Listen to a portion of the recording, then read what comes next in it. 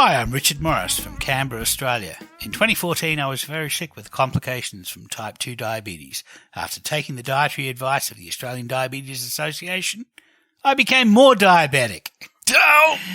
I did some research which led me to the ketogenic diet. Spoiler alert, I reversed my type 2 diabetes by drastically reducing my carbohydrate intake and increasing my consumption of healthy fats. In 2016, I was determined to help my buddy Carl by showing him what I did and the science behind it. Hey y'all, I'm Carl Franklin from the United States. I also used to be a type 2 diabetic, but not as severely as Richard. I devoured all the information Richard sent me, and after a mutual friend went keto to address prostate cancer, I also went on the ketogenic diet. That was in February of 2016. By April, I was in full swing, reversing my diabetes. We're not doctors and we don't give medical advice. We're just a couple of dudes on the internet who reverse their diabetes by following a ketogenic diet. Right. We just want to share our experiences and what we know about the science behind the ketogenic diet. Yeah, so we started this podcast to chronicle Carl's journey and to provide some solid information to those curious about this dietary lifestyle. Right. And now we have over 200 podcast episodes, some of which have been downloaded hundreds of thousands of times.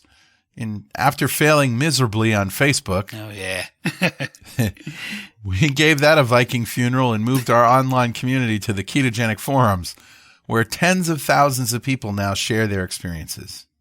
We also founded an annual ketogenic festival called Keto Fest. Carl and I are both software developers, and we normally find ourselves at software conferences several times a year, and we tend to gravitate towards the conversations that happen in the hallways at conferences. Sure, the talks are great, but it's the community that we enjoy the most. Right. So Keto Fest is a conference to discuss the latest research of the ketogenic diet, and also a festival celebrating the ketogenic lifestyle. So, Carl, what is a ketogenic diet? Well, I'm glad you asked. It's a diet where instead of burning sugar and starch for energy, our cells preferentially burn fat. That produces molecules called ketones that our bodies use for fuel. Right. Our main molecular fuels are glucose, which we make from carbohydrates, and fatty acids, which we make from fat. Our cells have two modes. In one, they burn glucose and make fat. In the other, they burn fatty acids and make ketones. But you don't have to eat a high-fat diet to be ketogenic, right? Well, when you're starting out, you may have to. Then in a few weeks, as you become better adapted to burning fat for energy, when all your calories come from fatty acids, the amount you need to eat becomes coupled to satiety, which integrates not only the variable amount of energy that your body needs to run on every day, but also the amount of fat that can be drawn down from storage. So how many carbohydrates do we need to restrict ourselves to in order to get into that state? It depends. Some of us who are metabolically disordered need to get below 20 grams a day. Somebody who's quite metabolically flexible can eat as much as 100 grams a day. And how about other nutrients like protein, minerals, and essential cofactors like vitamins and essential fats? You need from 1 to 1.5 grams of protein for every kilogram of lean mass. Beyond that, you just waste excess by turning it into energy instead of using fatty acids. As for other essential nutrients, if you're eating fatty meats or eggs plus leafy green vegetables, you're going to get most of those because the organisms that made those foods have already concentrated essential cofactors. Ketogenic diets are varied and delicious. They can be vegetarian or carnivore, home-cooked or takeout. Hot cuisine! Hot cuisine! Or just bacon and eggs. As long as your carbohydrates are low enough. And hey, if you're an absolute beginner, check out our Starting Keto episode for more information at start.2keto.com. Yeah. So, Richard, what's new with you? How was your week? It's Halloween, I think. So it's spooky season. Woo! I'll be honest, I'm Australian, so I don't really understand what this Halloween thing is all about. As far as I can tell, it's a holiday that's all about feeding your neighbor's kids candy. Yeah, and scaring the crap out of them. You know, I had a weird dream last night. Yeah? In my dream, I met a friend named Jacob Marley who had died years ago from complications of type 2 diabetes. Oh. Yeah, and he told me that I have just one chance, and I shall be visited this night by 3 spirits, and I must listen to them or suffer the same fate. Well, that is some spooky stuff. So what happened in this dream? I don't know. I woke up almost immediately. In fact, I'm quite tired still. Maybe I should probably go back to bed. Do you mind if we do a short show this week? No worries. I'm sure our listeners won't mind a short show this week. Well, that's a show. Hey, thanks for listening. We hope you get as much out of this information as we do in putting it together. Two Keto Dudes doesn't take advertising revenue. We have no benefactors with hidden agendas. That's right. It's listeners like you who keep our lights on. And there are a few ways you can support us, all of which are listed on our website at donate.2keto.com. Thanks again. We'll see you next time on Two Keto Dudes.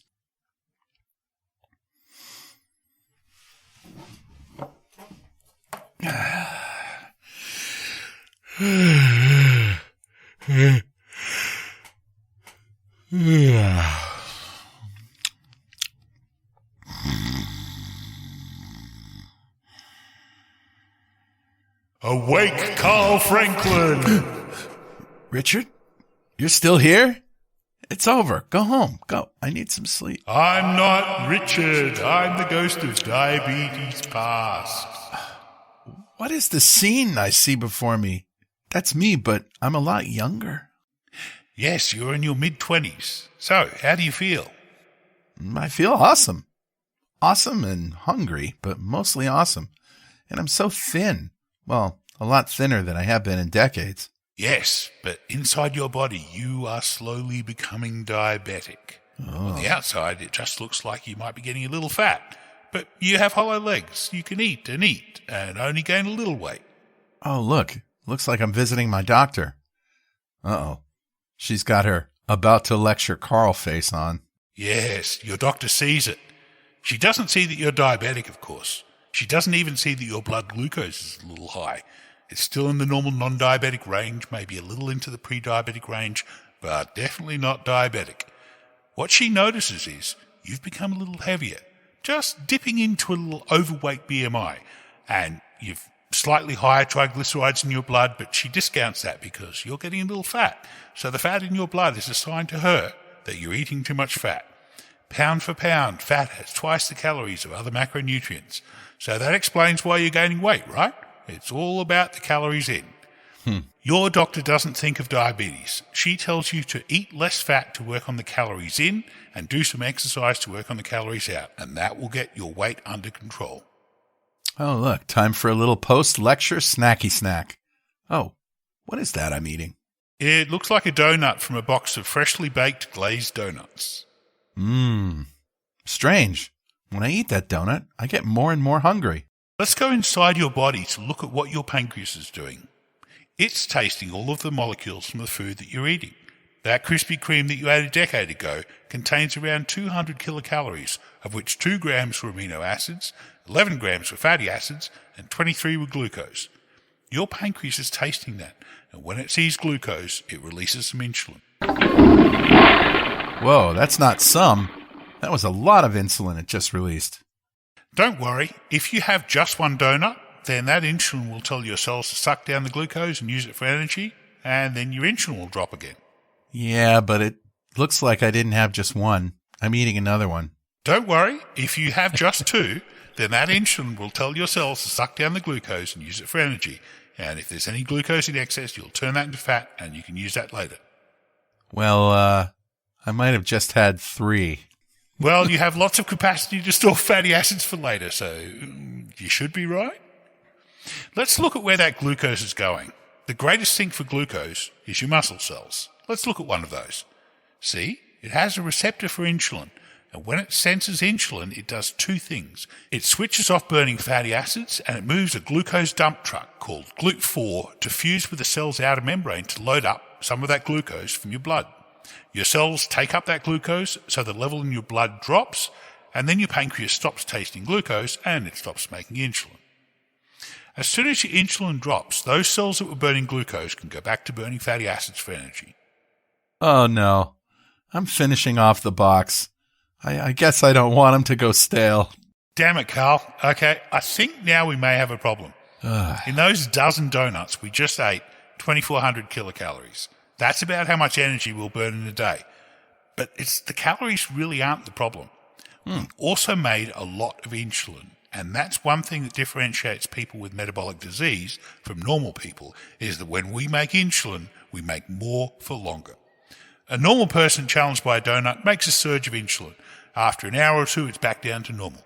Type 2 diabetics, even before they're diagnosed, even before they start to gain weight, their insulin secreted in response to glucose can be 3 times higher and can stay high for 3 times as long. So using some back-of-the-envelope math, that's on order of 9 times as much insulin. A normal person wouldn't be hungry for a day after a meal like that, because their satiety would be coupled to their energy demands, and if they made a bunch of new fatty acids, they would just burn those once the insulin drops. But we make more insulin in response to all that glucose, and that means we're not burning fatty acids, so all we can do is store them. Right, and what happens if you can't access energy is you eat more food. Eat more food. Over the next decade, we'll be storing more and more fatty acids because, and this is the important bit, when insulin is high, your muscle cells are on a low-fat diet, even when they're swimming in triglycerides. But I'm not diabetic yet. My glucose is within normal ranges. Yeah, thanks to abnormal ranges of insulin it is. But I think my work here is done. Technically, you are a pre-diabetic, but most doctors don't test for insulin, so most don't know it. We have got you happily hyper-producing insulin, and no one knows about it. Wait, Ghost! Where are you going? What happens next? Ghost! Damn it, Richard, that's your cue. Sorry. Woo, Carl Franklin. Oh no. Is that you, Richard, or are you the ghost of diabetes past again? No, I am the ghost of diabetes present. Okay, I think I see where this is going. Oh, look, there I am. Except now I'm obese. Yes, I'm afraid in the last 10 years, you blew through overweight BMI, obese class 1, 2, and are in class 3. That's a lot of Krispy Kremes. Actually, it's not the Krispy Kremes. It's all the insulin you made in response to them. You could have gotten there eating healthy whole grain bread, rice, and pasta just as easily. Your twin who doesn't overproduce insulin could have eaten the same kind of food for just as long and not gotten obese. See, when a type 2 diabetic eats a meal, they make a lot of insulin and it stays up for longer. And when muscle cells have drawn down all of the glucose, they can't switch to fatty acids because the insulin is still elevated. So you get hungry, and a few hours after your meal, you have to have a snacky snack. Zoinks! I need a snack, Scoob! That gives you some glucose so your cells can start getting their fuel, and it keeps your insulin elevated even longer. So the only time I can burn fatty acids is when I sleep? Actually, because most of us eat late into the night, and insulin can be elevated for up to 6 hours after the last meal, you probably only do it for the last few hours of sleep. And then for breakfast, I'm eating some all-bran, skim milk, orange juice, and maybe some toast. Carbs, carbs, carbs. And then morning tea, lunch, afternoon tea, dinner, late night snack, rinse and repeat for a decade. And so here we are. But my doctor knows now, right? She can give me some drugs to treat my diabetes and I'll be fine, right? Let's look at your muscle cells again and see why your doctor finally noticed that there's a problem. Look, there's a muscle cell, and it's got an insulin receptor on it. If you eat a meal, let's say you eat a meal with 50% carbs and 50% fat, in your blood we see the byproducts of digestion. We have fatty acids and we have glucose. Now, your pancreas is tasting everything. It sees the glucose and makes insulin to help you utilize it. So insulin comes along and tweaks the insulin receptor on the cell. Do you remember what the muscle cell does when it gets an insulin signal? Yeah, it moves the dump truck to the cell's membrane to take up some glucose, and it switches off the burning of fatty acids inside the muscle cell until insulin goes down. We burn the glucose and store the fat, and if we have too much glucose, we turn it into fat. Right. But remember, we've been doing this for a decade now. At the beginning, we were only burning fatty acids for a few hours a day. Where insulin inhibits the burning of fatty acids is by preventing them from getting into the mitochondria.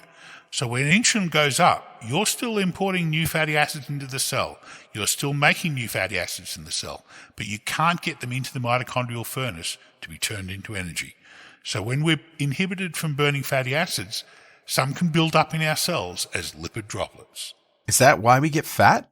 It's why we get fat in all of the wrong places. Normally we have specialized cells that store lipid droplets. They're called fat cells. They're mostly all one giant lipid droplet and a little bit of cellular machinery to manage transport. And fat cells generally manage that buffer of energy in and out without impacting the functions of other cells in our body. And insulin makes fat cells work even better. They store more fat when insulin is high, and they release it for other tissues when it's low.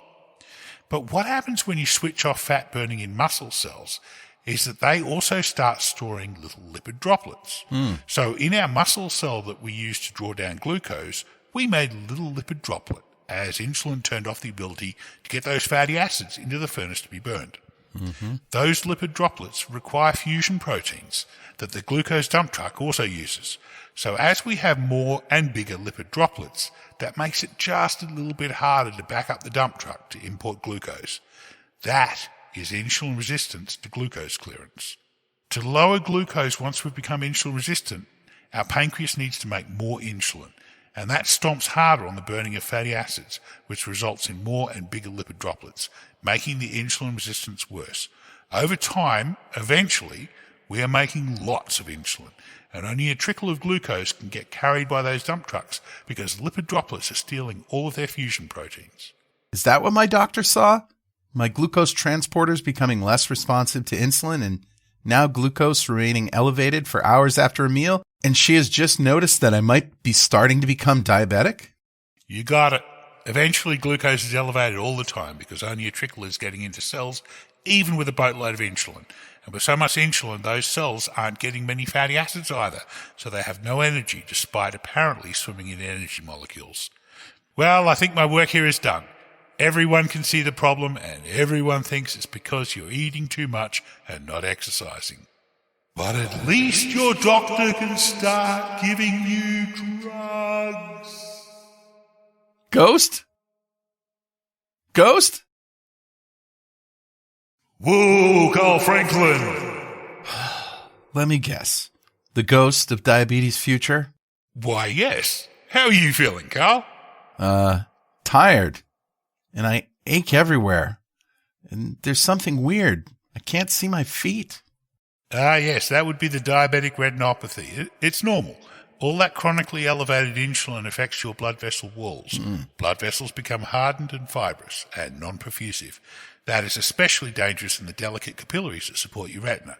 That can result in progressive loss of vision from uncontrolled bleeding or the growth of new blood vessels on the retina. Almost 21% of patients with type 2 diabetes have retinopathy at the point they're diagnosed, and most develop some degree of diabetic blindness over time. But that isn't the only reason that you can't see your feet. Hey, wait. I can't feel my feet. Don't I have feet? You have one. The other's gone below the knee. Oh. The reason you can't feel your remaining foot is diabetic peripheral neuropathy. That's where your nerve cells are damaged progressively.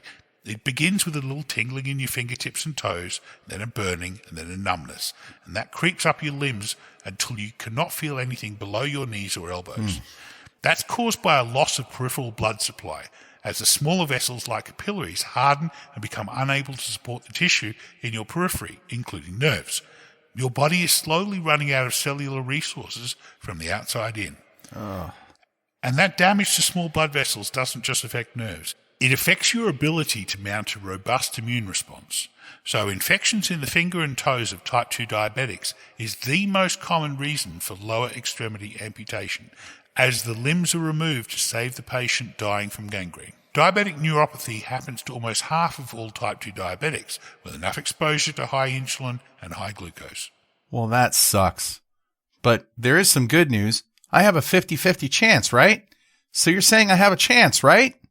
Yeah, but it's more like a chance of not being diagnosed with peripheral neuropathy before a heart attack, stroke, or kidney disease can kill you. The damage to small blood vessels that support your kidney can cause kidney damage, resulting in many diabetics having to get a donor kidney or be hooked up to a dialysis machine several times a week just to stay alive. The damage to blood vessels doesn't just happen in small vessels, it happens to large ones too, the ones that supply your heart, brain and lungs. As you become more diabetic, your risk of arterial disease also increases. Type 2 diabetics are twice as likely to die of a heart attack or stroke than people without diabetes. You're a pretty crappy ghost, you know that? Well, there is some good news. I mean, there's some really great news. Okay. The first is that there's still time to change your trajectory. When the ghost of diabetes present visited you, you had just been diagnosed as a type 2 diabetic. so you have time. The second bit of good news is that moment was also right before you went keto. Well-controlled clinical trials have shown that a low-carb ketogenic diet halts and in most cases reverses the progression of type 2 diabetes. Over 53% of the patients in the Virtus study were able to remiss their type 2 diabetes completely. And a week later, Richard and I began podcasting about my journey. Ghost? Ghost? Where are you at now, you spooky bastard? Oh, it was all a dream.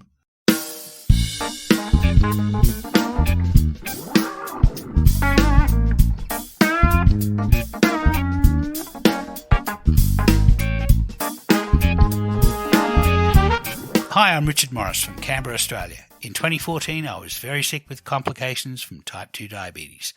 After taking the dietary advice of the Australian Diabetes Association, I became more diabetic. Ugh.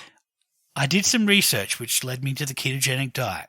Spoiler alert, I reversed my type 2 diabetes by drastically reducing my carbohydrate intake and increasing my consumption of healthy fats.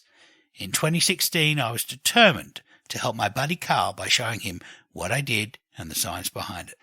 Hey, y'all. I'm Carl Franklin from the United States. I also used to be type 2 diabetic, but not as severely as Richard.